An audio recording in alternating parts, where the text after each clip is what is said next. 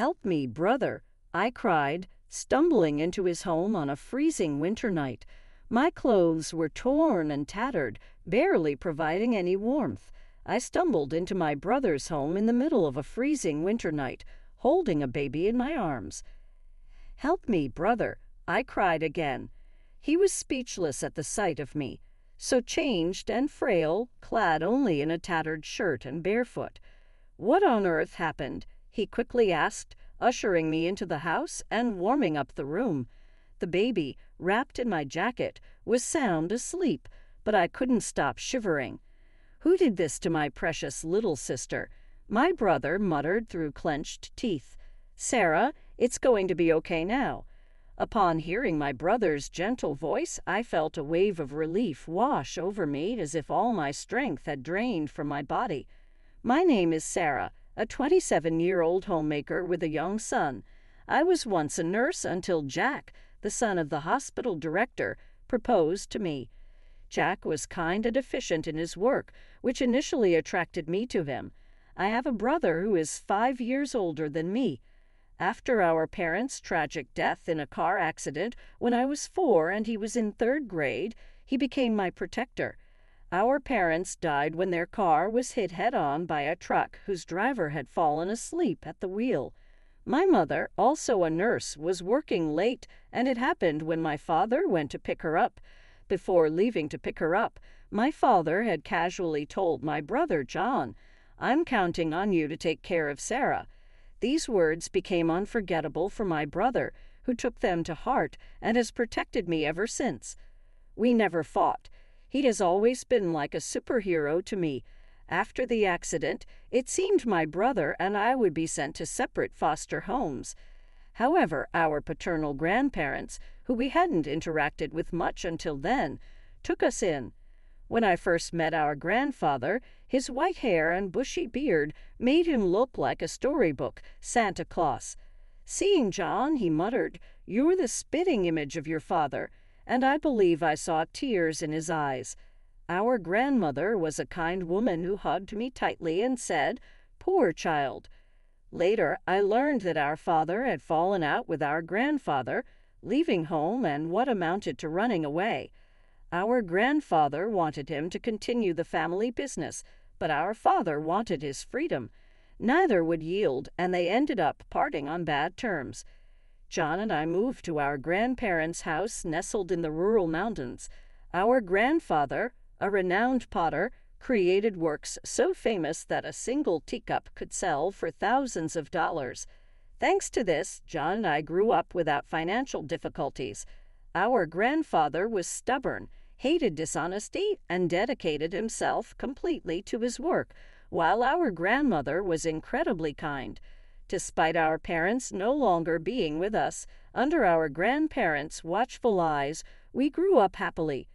John attended a prestigious university in the city, and I went to nursing school. We both had the chance to follow our dreams. However, when our grandmother's health deteriorated, John returned home from the city. I wanted to return home too, but as I was still a student, John advised against it. John had always been interested in our grandfather's work, but was firmly told to follow his own path by attending university. Our grandfather regretted forcing our deceased father to continue the family business and didn't want his grandchildren to go through the same ordeal. However, John insisted on being taught pottery by our grandfather. He had always been handy, making pottery a good fit for him. Besides, John excelled at everything: academics, sports, and he was popular among his friends. He was truly a superhero, taking care of our sick grandmother while mastering the art of pottery. While John was learning the trade from our grandfather, I graduated from nursing school and started working as a nurse. That's when Jack proposed, and we got married. We had a grand wedding, and what I remember most are the joyous smiles of John and our grandfather. John brought pictures of our parents to the wedding. "We all just want you to be happy, Sarah, including Mom and Dad," he said, shedding tears openly. Our grandmother, too ill to attend, cried tears of joy when she saw the video of the ceremony. I felt truly blessed with a great family. I quit my job as a nurse, moved into my husband, Jack's family home, and began to support him as a full-time homemaker. We had a child, and Jack was kind. Our life seemed smooth sailing, and I couldn't have imagined the hellish days that were to come. Not long after, my grandmother passed away. Jack attended the funeral with me and comforted me. My grandfather's disappointment was so severe that I couldn't even speak to him. John, while supporting our grandfather, immersed himself more and more into his pottery. 6 months passed. "Help me, brother," I cried as I fled to my brother's place in the middle of a freezing winter night, wearing ragged clothes and holding a baby in my arms. John was at a loss for words upon seeing my drastically changed appearance. I was so skinny and weak, just wearing a thin tattered shirt and barefoot. "What on earth happened?" he asked, quickly letting me in and warming up the room. The baby, wrapped in my coat, was sound asleep, but I couldn't stop shivering. "Who did this to my dear sister?" John murmured through clenched teeth. I felt a wave of relief wash over me as if all strength had left my body. I didn't want to worry John or our grandfather, but I had no choice but to tell them. I began to recount the events at my in-laws' house. Jack and I had been living together, but due to my in-laws' concern that I should rest during and after pregnancy, we moved into their house. My in-laws, both remarried, seemed like a genuinely close family. Jack was the stepson of my mother-in-law. I was happy that my child and I could become part of this family. My father-in-law was kind to me, telling me to make myself at home. Having no father, his kindness was precious to me. However, my mother-in-law seemed not to like this. "You're flirting with my husband, aren't you, you disgusting woman?" she began to say. She started harassing me when my father-in-law was not around. "You're an uneducated child with no parents," she taunted. She not only verbally abused me, but also caused physical harm. She spilled boiling water towards me, planted pins in my meals, and even tried to push me down the stairs. It was life-threatening. My mother-in-law's family had a long-standing reputation in the retail business, managing a major department store chain run by her brother. "Your background is miles apart from mine. You can't blend with someone who grew up in poverty," she said, looking down on me. Then a situation arose that added to my troubles. Due to a shortage of staff at the hospital, a former nurse was often called in to help, working alongside my husband, Jack. During this time, I noticed something unsettling. Jack, being the son of the hospital director, was often seen reprimanding the nurses unreasonably. "Move quicker. You're a nurse getting paid, aren't you? Don't slack off just because my father is lenient. Once I take over this hospital, I won't be so forgiving. How many times do I have to tell you to order the supplies in advance? They're not cheap, you know. Don't take running a hospital lightly," he would scold. Such unreasonable remarks were directed at nurses who were working hard for the patients. "Jack, don't you think that's too harsh? Everyone here is trying their best," I interjected. He didn't take kindly to this. Furious that I had stood up to him, he flew off the handle in front of the other nurses. Since then, Jack became distant toward me. This might have also been influenced by my mother-in-law, who had been telling Jack from the start, "You're too soft on your wife. She's taking you for granted." While my father-in-law was still well, Jack couldn't be openly hostile or abusive in front of him. But then my father-in-law fell seriously ill and became bedridden. When it rains, it pours. My mother-in-law seized the opportunity and made me take care of all the chores, treating me like a housekeeper. I was extremely busy, carrying my son on my back, cooking, doing laundry, and cleaning. Even in front of my father-in-law, my mother-in-law began to mistreat me, but my weakened father-in-law was unable to stop her. "Please don't speak to Sarah that way," he would say. "Here you go again, defending that woman, and you can't even do anything with your frail body." "Oh, how I wish you were gone," she would retort, spewing venom at my sick father-in-law. I endured it for the sake of my son and father-in-law. The harassment escalated. Housekeepers don't eat with the family. Eat the leftovers later, she told me. I was so upset that I lost my appetite. When I looked in the mirror, I was shocked to see my gaunt and ragged reflection. My husband said, "I only married you because you were a bit attractive, but I never thought you'd become such a shabby woman. I'm too embarrassed to be seen with you." He told me to move from our bedroom to the storage room. How cruel can people be? My husband and mother-in-law began to verbally abuse even my son. Of course, he's not smart. Look at who his mother is, my mother-in-law would say. His constant crying is annoying. Make him stop right now, my husband would demand. It felt as if something inside me had snapped. I had made up my mind to run away. My only concern was my father-in-law. If I didn't take care of him, who would? He would be in trouble. But my father-in-law said, "Don't worry about me, Sarah. You should escape to your brother's place."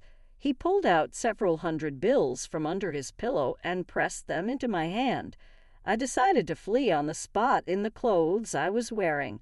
I wrapped my son in my coat to keep him warm, rushed outside, hailed a taxi with the money my father-in-law had given me, and headed to my grandfather's house. I poured out the whole story to my grandfather and my brother John all at once. John, with a furious expression I had never seen before, was shaking his clenched fist. He reassured me, saying, "You've had it tough, haven't you? It's okay now, relax." I burst into tears. My grandfather also muttered, "I can't forgive this." A few days later, I left my son with my grandfather and decided to return to my in-laws' house with John to collect my belongings. I had left in a hurry without a word, so I thought it would cause trouble if there was any fuss. When we returned to my in-laws' house, my husband muttered with a cold gaze, "You finally returned, ah?" John calmly replied, "My sister seems very distressed, so we'll be taking care of her for a while. We came today to collect some of her personal belongings." My husband retorted, "I married her, so if she doesn't come back, there will be no one to do the chores. That's a big problem for me." My mother-in-law, looking down on John, said, "I heard you do pottery. It must be a poor life, isn't it? Even if you take care of my daughter-in-law, it's going to be tough for you, right? Please send her back. It's a problem for us too." John clenched his fist tightly, and I could see that he was desperately trying to suppress his anger. When we asked to take back our belongings, we were directed to a storage room in the corner of the hallway that served as my room. In the corner of the cramped room were cardboard boxes and old appliances carelessly placed. There were a few changes of clothes for me and my son, no heating appliances, just a thin blanket and a thin mattress. John was at a loss for words, seeing the harsh conditions I was living under. He glared at my mother-in-law and said, "Is this where you shoved my dear sister and her child?" She retorted, "She should be grateful just to have a room. She's just a housekeeper." I wanted to get out of that house as soon as possible, but I was worried about my father-in-law and wanted to see him. When I did, he quietly handed me something and apologized to John for not being able to protect me. For several days after that, we made preparations along with my grandfather. John and I headed to my in-laws' house, determined to fight for my son. I couldn't keep running away forever. When we arrived, I handed my husband the divorce papers. He was taken aback for a moment, but then declared he wouldn't pay alimony or child support since I was choosing to leave. I played a recording of his mother, belittling me and of him shouting at me. "This is evidence of the abuse I have suffered," I informed them. My husband and mother-in-law looked shocked. They asked, "When did you even record this?" It turned out my father-in-law had secretly recorded everything to help me. He had discreetly passed the recording to me when I went to collect my things a few days before. John, who had graduated from law school and passed the bar exam while assisting our grandfather with his pottery work, said, "You can get a divorce since your husband is at fault." John had been actively practicing law, to help those in need in our local community, and now he promised to fight for me wholeheartedly. My wheelchair-bound father-in-law showed up and handed the divorce papers to my mother-in-law. He had also recorded all the verbal abuse he had endured and was now ready to divorce as well. He preferred living in a care facility over living with my mother-in-law. Upon hearing this, my mother-in-law burst into laughter.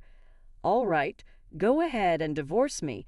I'll return to my brother's house and go back to my luxurious life," she said. At that moment, my grandfather made a call, stating, "I'll terminate any contracts with a family like this." It turned out the major department store run by my mother-in-law's brother was on the verge of bankruptcy. He had been eagerly trying to strike a deal to exhibit and sell my famous grandfather's pottery and was close to finalizing it. Immediately, a call came from her brother, the department store owner, severing ties. My mother-in-law blanched, muttering, "That's impossible," and sank to her knees. She finally seemed to understand her situation and started to beg, "Please forgive me. I was out of line. I have nowhere else to go. Please let me stay here, Sarah. I'm sorry. Please forgive me." There was no way we could forgive her now. We all coldly stared at my weeping mother-in-law. However, just one person still didn't seem to fully grasp the situation: my husband. He said to me, "I'm set to inherit this hospital. If you want a divorce, I'll pay alimony and child support. I'll marry someone younger and prettier than you." But then my father-in-law said a single sentence: "The hospital has been sold." My husband's eyes widened in shock. What? In fact, Jack, at my father-in-law's request, had been pulling the strings. "Get out of here right now," my father-in-law screamed at his stepson. My husband's face turned white. He was not legally adopted by my father-in-law, who was actually his stepfather, so he had no legal claim on his stepfather's assets. On the contrary, I was legally adopted by my father-in-law, who had taken good care of me. Sensing the tide of events, my husband quickly changed his tune, pleading for a fresh start with me. I coldly dismissed him. Afterwards, my son and I were doted on and enjoyed life at my grandparents' house.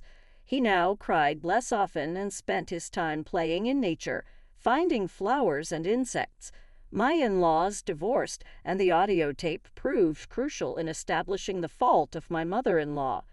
According to mutual acquaintances, my mother-in-law and husband are now living in a small rented apartment. Their attempts at finding new jobs have not gone well, and they seem to be getting by on part-time work. Their days are filled with endless quarrels, each blaming the other for their current situation. My grandfather is living comfortably in a high-end senior home, and my son and I visit him often. John, as always, continues to work with pottery under my grandfather's guidance.